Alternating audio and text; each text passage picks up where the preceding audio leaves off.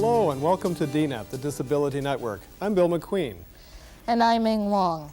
Many people who defect to Canada see this country as a safe haven from oppressive regimes. Some of them are athletes who take the opportunity to defect during international competitions. On today's show, we'll hear the story of a disabled athlete from Nigeria who chose to stay in Canada after the 1994 Commonwealth Games. Also in today's program, we'll see how art is being used to help people who have HIV and AIDS adjust to the changes in their lives. First, here are some highlights of disability stories from the last few weeks. Last week, a judge refused to temporarily revive Ontario's employment equity legislation. The Alliance for Employment Equity had asked for an injunction to overturn a bill which repealed the act late last year. The Employment Equity Act was designed to assist underrepresented groups gain entry into the workforce. It would have required employers to design plans to hire more people with disabilities, women, Aboriginals, and other visible minorities. Justice James McPherson said he wasn't convinced that irreparable harm would be done if he didn't impose the injunction. The Alliance wanted the injunction mainly to stop employers from destroying information they had been collecting on the status of minorities within their organizations. The Alliance's lawyer says they may appeal the decision. They will, however, be attempting to revive the equity law through a constitutional challenge. It's scheduled for February 26th. A growing number of New Brunswickers with psychiatric and developmental disabilities are becoming victims of sexual assault. Authorities don't deny they've got a problem on their hands, but they can't agree on why it's happening. Matti Ormachia has the story. I was afraid it would happen again. Things are really confusing. Lorraine Silliphant of the Association for Community Living reads the words of a New Brunswick teenager. A teenager with a mental disability, the victim of a sexual assault. Police, prosecutors, and the province agree what happened to her is happening far too often. It happens more than it ought to, and when it does happen, there's very little remedy for the individual. Stephen Wood is a regional Crown prosecutor in southern New Brunswick. We've seen some cases, yes, where people who have been institutionalized are out, say William Roberts types people, and they have been sexually molested by other people. The province's push to close institutions like Centracare in St. John mean more people with mental disabilities and illnesses are out on the street. Community-based services are supposed to provide the safety and support they need, but they don't always do it. In St. John, Police Sergeant Gary Mott says the impact of that is already being felt. Now they're on the streets, they're living in boarding houses, and it just makes them a little more vulnerable to the perpetrators in these sexual offenses. Sergeant Mott says the solution is more community-based services. There should be more facilities in place for these people when they're released from the institution, such as halfway houses, etc., instead of them just going from the institution into the street environment. Mott and Wood both agree programs to get people out of institutions and into the community are partly responsible for the increase in sexual crimes. The province says they're not. It says the increase is a result of more people reporting them. As for Silliphant, she says she's not interested in who's to blame, but in stopping the sexual abuse. Abuse, she says, went on in the institutions of yesterday and continues on the streets of today. Matti Ormachia, CBC News, Fredericton. The Northwest Territories Council for Disabled Persons is starting up a new project. It's establishing an early intervention program for preschoolers with disabilities. The pilot project is intended to provide children with the social and language skills they'll need later. The extra attention is expected to give them a better chance at future success in mainstream schools.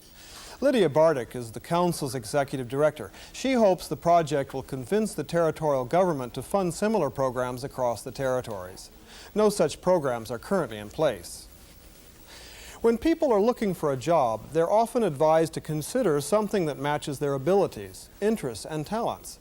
Matt Maychek tells us about how such an approach is working out for one individual.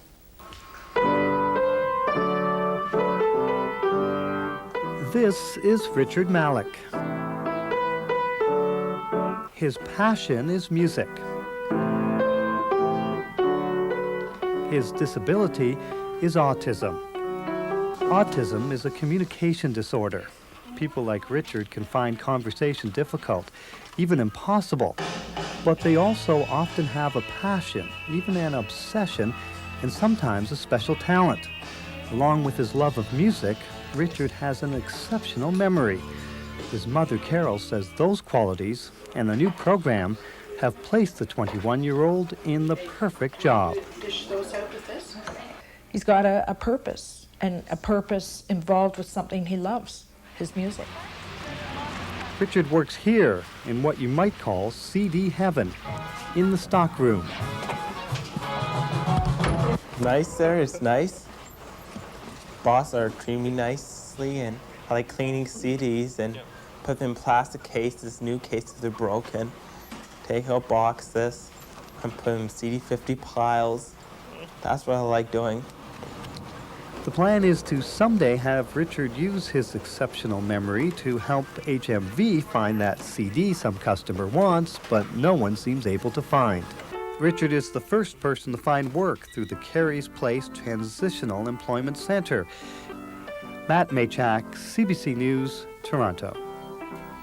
About 7 million North American children have difficulty understanding speech because of a type of dyslexia related to hearing. Very young children may have problems discriminating between closely related sounds such as da and pa. Now they can use computer games to help train themselves to recognize the rapid-fire sounds of everyday speech.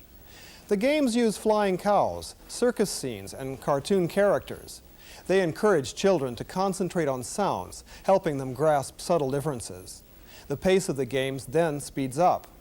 Training for just 1 month allowed a group of children to advance their speech recognition by 2 years. Tests indicate that this skill will help them when they start to read. And that's this week's Roundup of Disability Stories. When we come back, an athlete's journey, leaving behind friends and fame for life in a new country.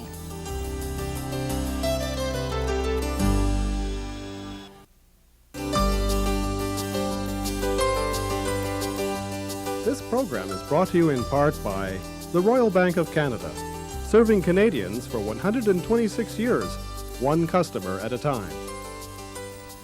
Every year, thousands of people from other countries come to Canada in search of a fresh start. Kirian Nwandu is one of them. 2 years ago, he came to this country as a visitor and decided he wanted to stay.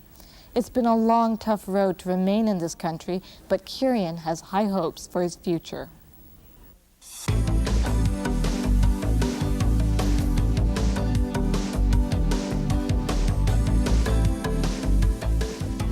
Almost every day, for at least 4 hours, Kirian Nwandu is on this track practicing. When he's not on the track, he's in the gym pumping iron. Kirian Nwandu is a world-class wheelchair track athlete. He's won numerous medals at international sporting events. In his homeland of Nigeria, Kirian was a national hero, a celebrity. But 2 years ago, he gave it all up because of the political turmoil between Nigeria's military rulers and a growing democratic movement. I took part in some of the demonstrations in the country, and I was very outspoken. So I was afraid that if I go back, my life is kind of in danger. Fearing for his safety, Kirian felt he had no other choice but to flee. I was, nurturing the plan that if I have the chance, I would defect in Canada. Kirian arrived in Victoria, British Columbia to compete in the Commonwealth Games.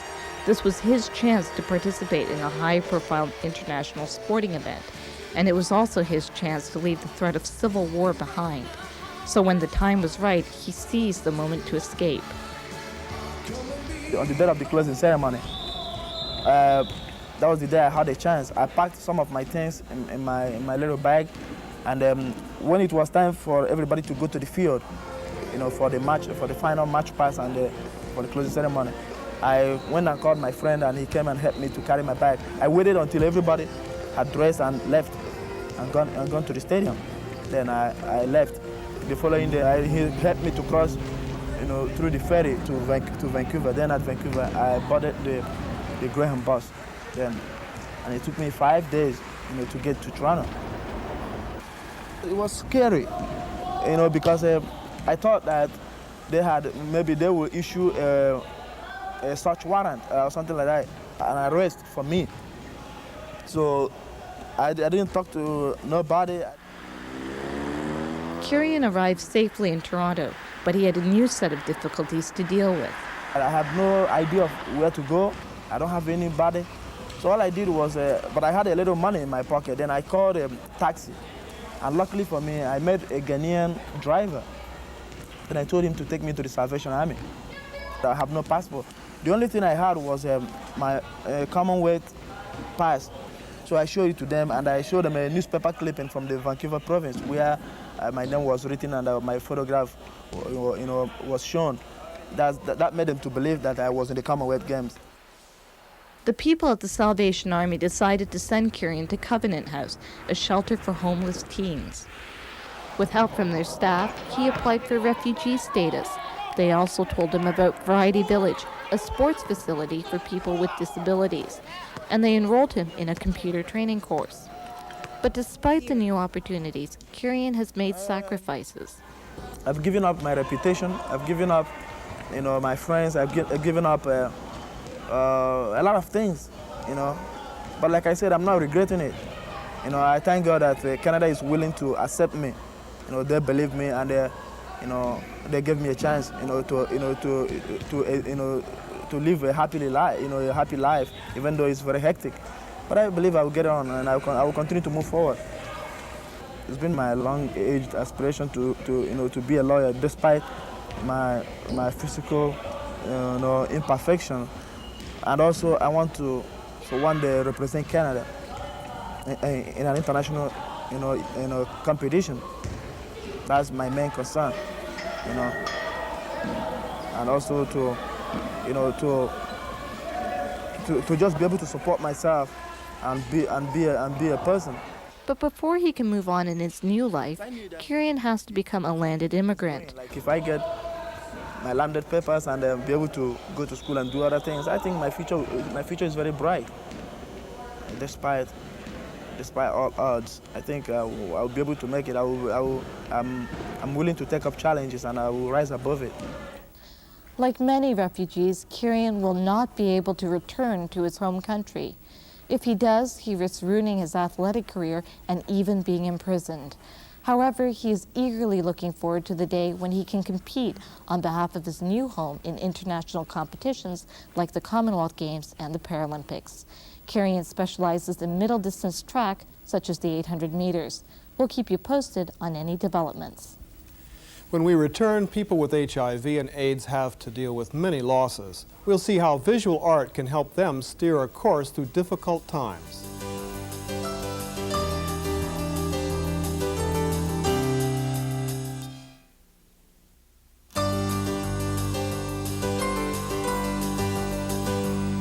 Since the 1940s, art has been used to help people work their way through emotional and physical shock, the pain and losses which come their way in life.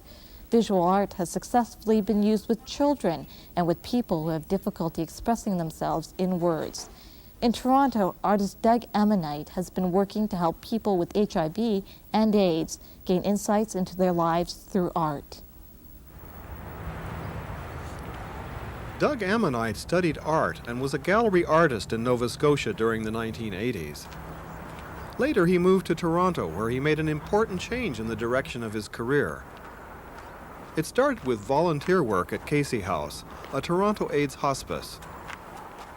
I think I've always been aware of art as having a healing element, or even on a subconscious level.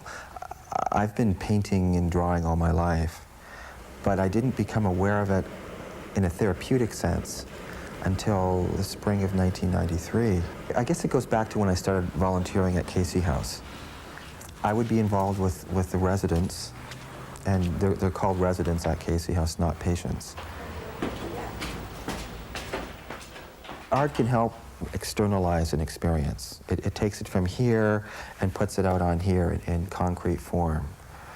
It creates what I call an emotional snapshot. What that does is also give you permission to talk about that experience. Again, if it's too difficult to speak or talk about, the art will speak for you. It encourages active involvement from the client. It creates a special relationship between the therapist and the client where the two can sort of journey together. I had worked with Greg for a few months. He has drawn himself seated, looking toward a hooded, cloaked figure who's radiating a lot of energy, and he described the figure as being death or being healing. He's come to terms with his illness. He's accepted the fact that he is dying, and that he may be dying very soon. So when he finally died, when he did die, it was with sadness that you know, I responded, and I was able to use the art therapy process to help me come to terms with my grieving and with my loss. And what I did was I drew a picture of my hand holding a piece of dandelion fluff. The one seed that's being blown away is Greg, and his life has now moved on to another form. It helped me to say goodbye, basically say goodbye to him.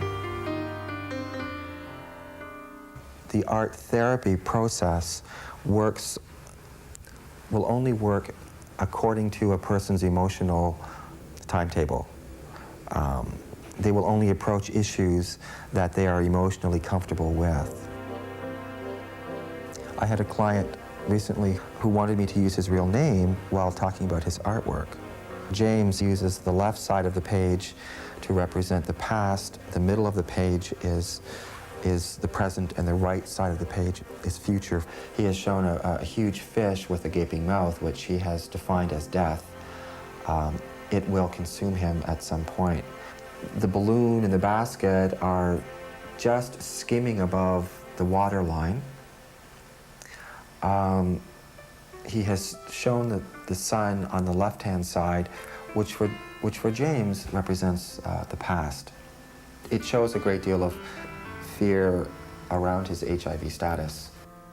Fear, anger.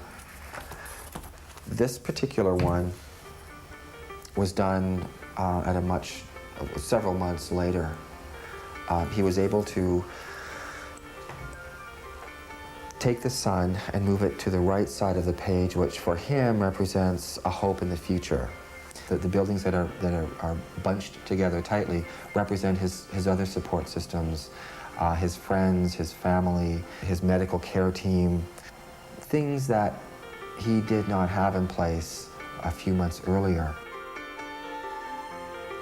Artistic skills are not required to use art therapy. What's really important is not how you draw something, but what you draw. If someone draws stick people, if someone just draws a color to represent an emotion, the idea is to, or the purpose is to get in touch with that feeling, or get in touch with that experience. People with other disabilities can use art in a number of ways. It's not just for HIV and AIDS. What the art therapist is trained to do is to look at these symbols and look at these use of colors and help the person interpret or read, if you will, the artwork. So it can also be used in a positive way, a way to celebrate one's life and express that joy, that finding of oneself.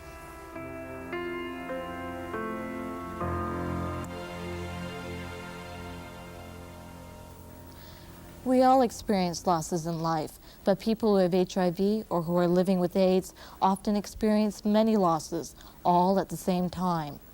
In addition to health-related problems, they often experience setbacks, including loss of financial stability and family and friends. Art therapy seems to be one way of helping people see new possibilities in their lives. We appreciate all the letters and faxes you send us in response to our programs. When we come back, we'll hear from some of our viewers.